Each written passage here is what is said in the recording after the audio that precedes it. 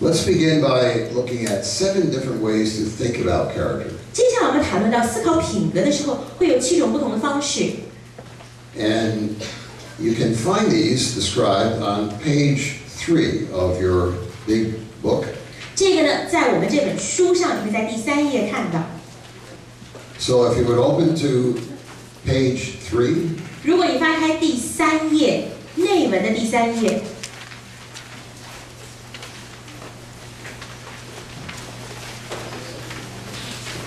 Yeah, it actually continues on page 4 also. 第4页会继续下去的，你会看到的。There's a rich history of ways to define character. 当我们讲到品格的定义，你会发现在历史当中有很多丰富的资料。We believe that each of these adds to our understanding. 我相信每一个都会帮助我们更加的明白。First, we can think of character as a distinguishing mark. 首先，我们看待品格是一个显著的标记。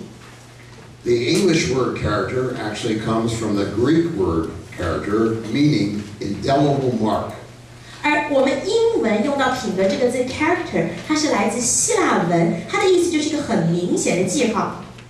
So our character consists of consistent behavior patterns that distinguish us.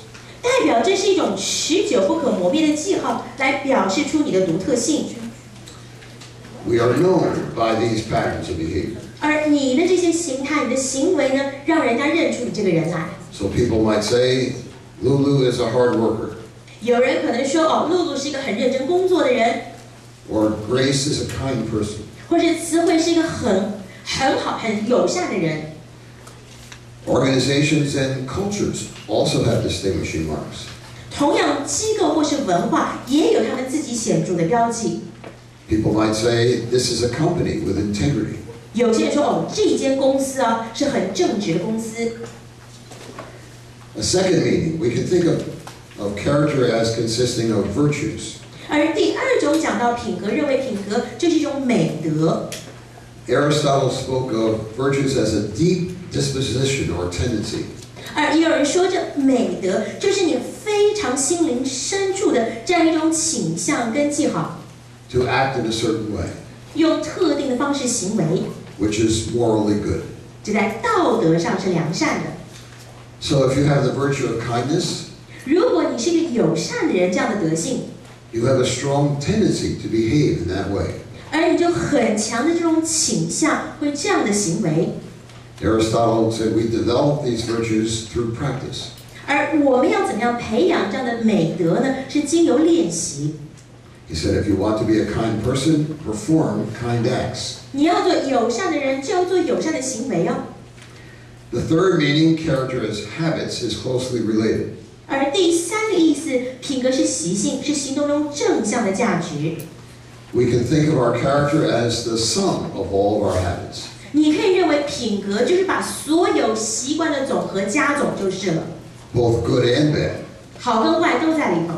Good character equals our good habits. 良好的品格代表你有好的习惯。We can also think of character as putting positive values into action. 而我们可以认定好的品格是在我们的价值上加上正面的行为。A value is anything that I consider important. 价值观是所有我认为重要的事情。Values can be good or bad. 也是有可能有好有坏。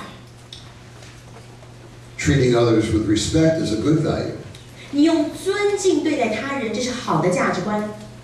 Dominating others is a bad value. 操纵别人是一种不好的价值观。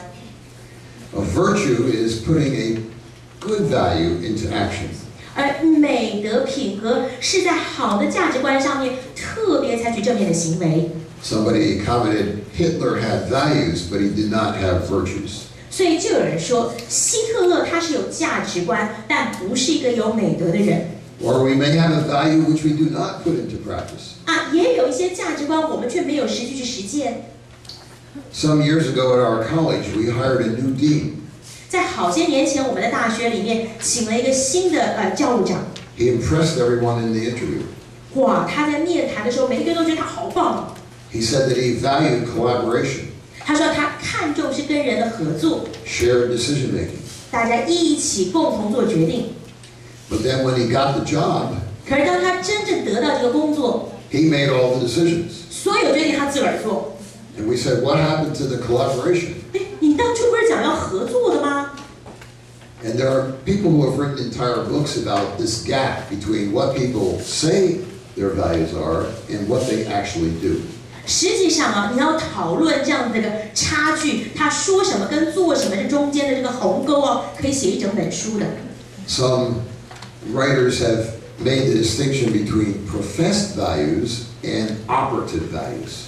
而也有作者写的，他认为有些是自己以为的价值观跟真正实践的价值观。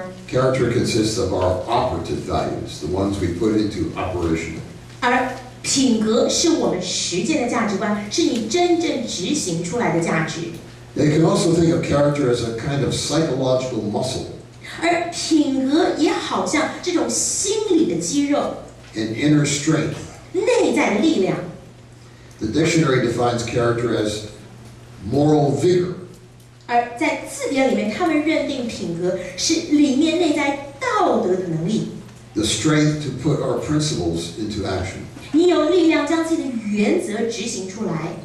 It's useful to think of character as a muscle 当你思想品格是一种肌肉的时候， in the sense that it develops through training and practice. 换句话说，经由训练练习，它是慢慢可以培养的。 Our character grows stronger when we exercise it, when we use it. 当我们真正去运用练习的时候，我们的品格会越来越强。 It grows weaker when we don't use it. 当你不用，它就会越来越弱。 Think of self-control 想想自制， as an example. 就是很好的例子。 Now, what's the difference between character and personality? 那人的性格和品格是有差别的。 Different theorists define these terms in different ways. 他们不同的理论在这个上面有不同的定义方法。 But we think it's useful to think of personality as your inborn temperament or tendencies.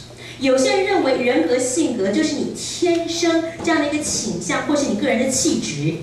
My wife, for example, is a very calm person. 举例来说，我妻子是个非常平静的人， I'm a more excitable person. 我是比较兴奋的人。 Some people are naturally shy. 有些人很天生就是害羞的， Others are naturally outgoing. 也有些人天生就很外向。 We can see some young children who get frustrated and angry very quickly. 我们看到一些很小的孩子，很容易就会挫折、愤怒， They lose their temper. 很容易发脾气。 Others do not. 可是也有些孩子不会这样。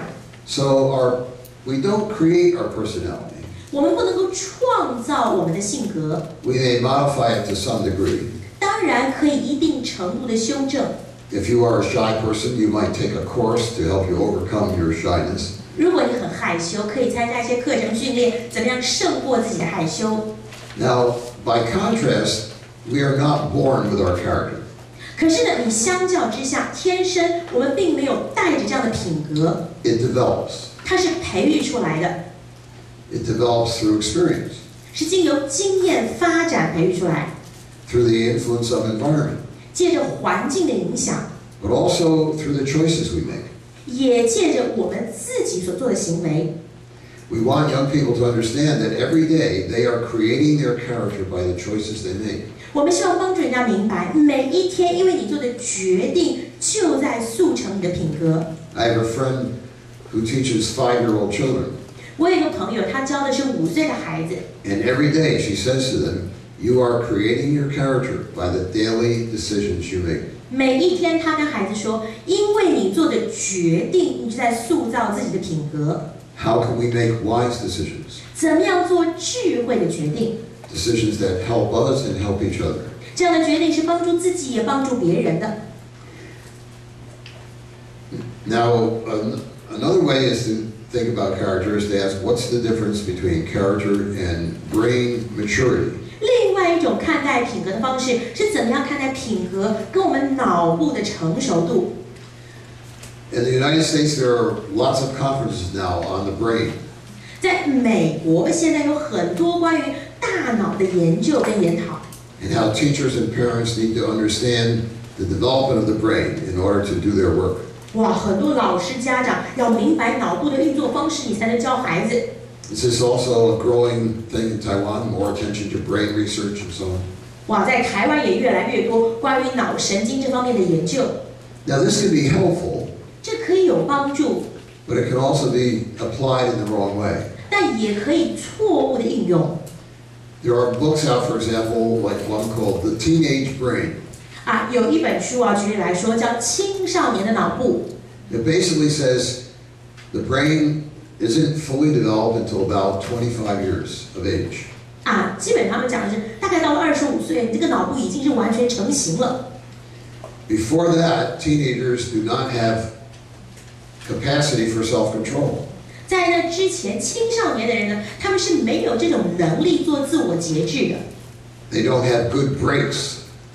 所以没有很好的刹车系统， They do crazy things. 会做各样疯狂的事儿， They drive too fast. 开车开太快啊， They get drunk. 会喝醉的啊， They have sex. 哇，到处跟人家乱来的， They skip school. 哈，逃学， It's because their brains are not mature enough. 因为他脑部还不够成熟吗？ We think this is a dangerous way to think. 我们觉得这样的想法是非常危险的。 If we had 100 teenagers in this room, 如果我们当中有100个青少年在这儿， we could line them up 可以让他们排成一排， according to their capacity for self-control. 照着他们自我节制的能力。